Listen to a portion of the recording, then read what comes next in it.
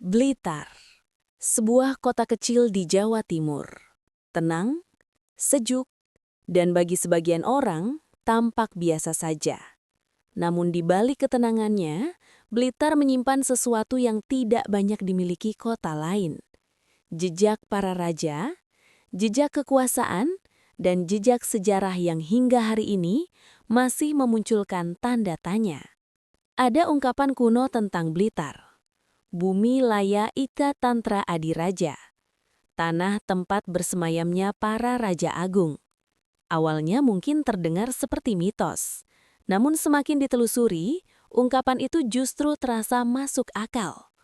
Karena Blitar bukan hanya kota Bung Karno, Blitar juga menjadi tempat kembali para pendiri kerajaan besar Nusantara.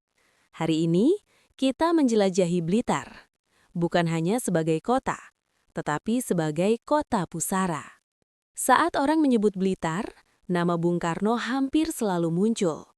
Proklamator, Presiden pertama Republik Indonesia, tokoh dunia. Namun jauh sebelum Indonesia lahir, Blitar telah lebih dulu menjadi tanah penting para raja.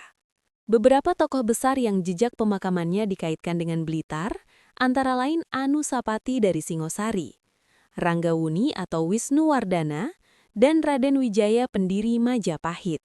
Pertanyaannya, mengapa begitu banyak raja besar justru bersemayam di Blitar?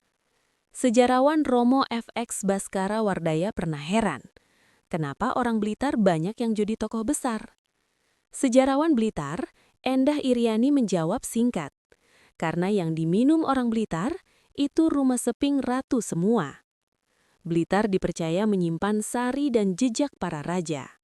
Secara geografis, Blitar memang unik. Di selatan Pegunungan Kapur, di utara Gunung Kelut yang aktif, di tengah Sungai Brantas yang mengalir seperti gelang peradaban. Bagi masyarakat kuno, bentang alam seperti ini bukan kebetulan. Gunung melambangkan kekuatan para dewa, air melambangkan kehidupan, dan tanah subur dianggap sebagai pertemuan dunia manusia dan dunia spiritual.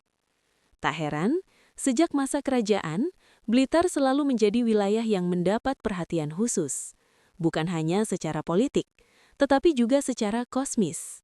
Perjalanan kita dimulai dari Blitar Selatan, di kawasan Sumberjadi, Kademangan. Disinilah pernah berdiri Candi Simping.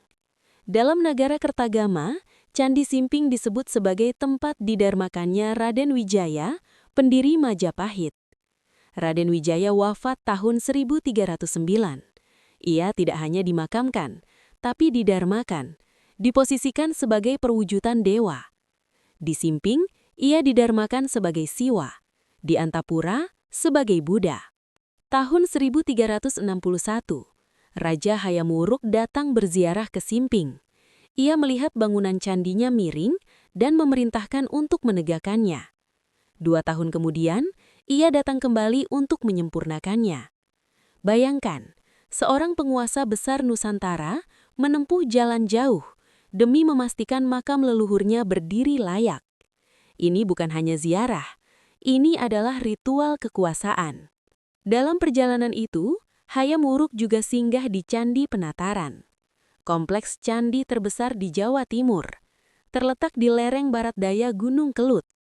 Menurut arkeolog, Penataran digunakan hampir 250 tahun, dari masa Kediri, Singosari, hingga Majapahit. Candi ini menjadi pusat pemujaan Dewa Siwa sebagai Dewa Gunung, tempat para raja memohon keselamatan, dan memohon agar Kelut tidak membawa bencana. Bagi Majapahit, Penataran bukan candi biasa, ia adalah pusat ritual negara, dan pusat itu berada di Blitar. Di Desa Sawentar, Kanigoro, berdiri Candi Sawentar. Bentuknya mirip Candi Kidal di Malang, yang dikenal sebagai Candi Makam Anusapati, Raja kedua Singosari. Beberapa peneliti menduga Anusapati mungkin juga dicandikan di Blitar, karena bagi raja-raja besar, satu makam seringkali tidak cukup. Mereka didarmakan di beberapa tempat, sebagai penanda kekuasaan dan simpul spiritual. Jejak itu juga terasa di Candi Meleri, di Desa Begelen, Srengat, di kaki Gunung Pegat. Situs sunyi, tua, dan disakralkan warga. Di dalamnya terdapat susunan batu yang dipercaya sebagai makam Ranggawuni atau Wisnuwardana. Tidak ada prasasti pasti, yang ada hanya sunyi dan keyakinan yang diwariskan. Di Blitar, sejarah tidak selalu hidup di buku, ia hidup di ingatan masyarakat. Peneliti arkeologi Nur Hadi Rangkuti pernah menyebut Blitar sebagai wilayah yang menyimpan banyak naga. Dalam mitologi Nusantara, naga dikaitkan dengan gunung, air, dan asal-usul para raja. Sejak masa Majapahit, Blitar menjadi tujuan ziarah para penguasa pusat untuk kepentingan spiritual dan politik. Menariknya, Blitar bukan hanya menyimpan naga kuno, ia juga melahirkan naga modern. Bung Karno, anak Blitar yang mengguncangkan dunia. Sejarah seolah berulang, dengan wajah berbeda dari tanah yang sama. Semakin Blitar ditelusuri, semakin ia sulit dijelaskan. Mengapa begitu banyak raja dimakamkan di sini? Mengapa wilayah ini begitu penting sejak berabad-abad lalu? Apakah Blitar hanya kebetulan, atau memang sejak awal ia adalah simpul sejarah? Mungkin Blitar bukan kota. Ia adalah ruang ingatan.